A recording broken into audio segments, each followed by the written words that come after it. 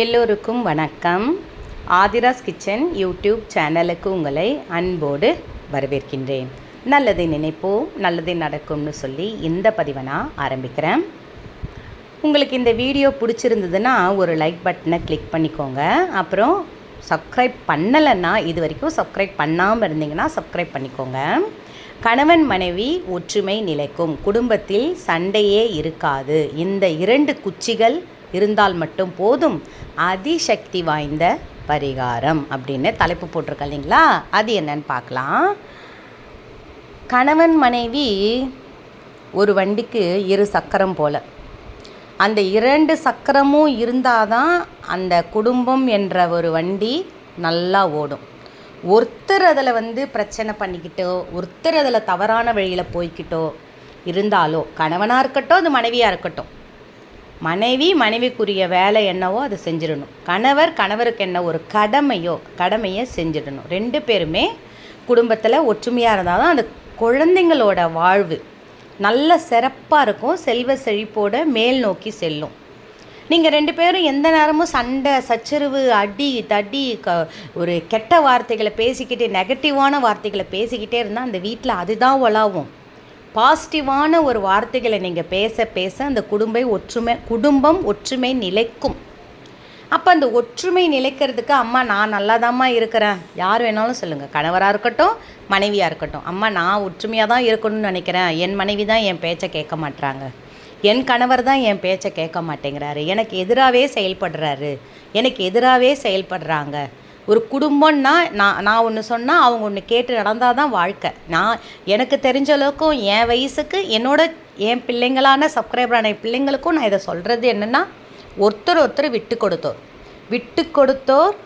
மேம்பட்டோர், விட்டு கொடாதோர் கீழ்ப்பட்டோர்னு சொல்லுவாங்க. விட்டு கொடுத்தவர் கெட்டு போனதில்லை, கெட்டு போனவர் விட்டு கொடுத்ததில்லைன்னுவாங்க. விட்டு கொடுத்து போனோம்னா அந்த குடும்பம் நல்லாவே இருக்குங்க. இதில் மாற்றி இருக்கும்பொழுது ஒருத்தர் இந்த பரிகாரத்தை சக்தி அதிசக்தி வாய்ந்த பரிகாரம் இது கோவிலில் ஒரு குருக்கள் எனக்கு சொன்னது என்னென்னா, இப்போ எப்படி அரச மரம் இருக்கிற இடத்துல வேப்ப மரம் இருக்குதோ, 2த்தும் பின்னி பிணைஞ்சு இருக்கிற இடத்துல போய் கோயிலை வலம் வந்து பாருங்களேன், அந்த மரத்தை வலம் வந்து பாருங்களேன். நீங்கள் என்ன காரியம் நினச்சி நீங்கள் அந்த வலம் வரீங்களோ, சுற்றி வர்றது 108 சுற்றுவாங்க. இப்போ இது கார்த்திகை மாதம் பிறக்குதுன்னா அரச மரத்தையும் வேப்ப மரத்தையும் சுற்றி வருவாங்க. குழந்தை பாக்கியத்துக்கு, திருமணத்துக்கு, வீடு கட்டுறதுக்கு, திருமண வாழ்க்கை ஒற்றுமையாக இருக்கிறதுக்கு, இது எல்லாத்துக்குமே செய்வாங்க இந்த பரிகாரத்தை. அந்த மாதிரி விஷயங்களில் ஒன்று தான் இப்போ நான் சொல்லப்படுது. இந்த 2 குச்சின்னு சொன்னேன் இல்லைங்களா, அதில் இலையோட கூட இருக்கட்டும், ஒரு அரச மரத்து குச்சும் ஒரு வேப்ப மரத்து குச்சும் வீட்டுக்கு எடுத்துக்கிட்டு வந்து அதில் மஞ்சளை பூசுங்க. மஞ்சள் இருக்கும் இடமெல்லாம் மங்களகரமான ஒரு நிகழ்வு. எப்பவுமே யாரையுமே நம்ம வீட்டில் இருக்கிறவங்க நம்ம சபிச்சா ஒன்றும் ஆகாதுன்னு நினைக்காதீங்க. ஒரு மனசறிஞ்சு ஒரு வார்த்தை நம்மளை சுற்றி இருக்கிற தேவதைகள் ஆம் சொல்லிக்கிட்டே இருக்குமா, ததாஸ்துன்னு சொல்லுமா. அப்போ அந்த ததாஸ்துன்றது அப்படியே நடக்கட்டும்ன்ற அர்த்தம். அதனால் அந்த வார்த்தைகளை எப்பவுமே பயன்படுத்தாதீங்க யாருக்குமே. அப்புறம் நீங்கள் அந்த கோபம் தணிஞ்ச உடனே பாருங்களேன், அப்புறம் நம்ம அப்படியே ஒற்றுமையாக ஆகிடுவோம். என்ன பிரச்சனை என்ன நடந்தது எல்லாமே மறந்து போயிடும் நமக்கு. இப்போ இந்த குச்சிகளை நம்ம எடுத்துகிட்டு வந்துடும். மஞ்சளை பூசி மஞ்சள் நூல் எடுத்துக்கோங்க. மஞ்சளை பூசிட்டு அது மேலே ஒரு குங்குமம் வச்சுக்கோங்க. முடிஞ்ச அளவுக்கு அந்த மஞ்சளை பன்னீரில் கலந்துக்கோங்க.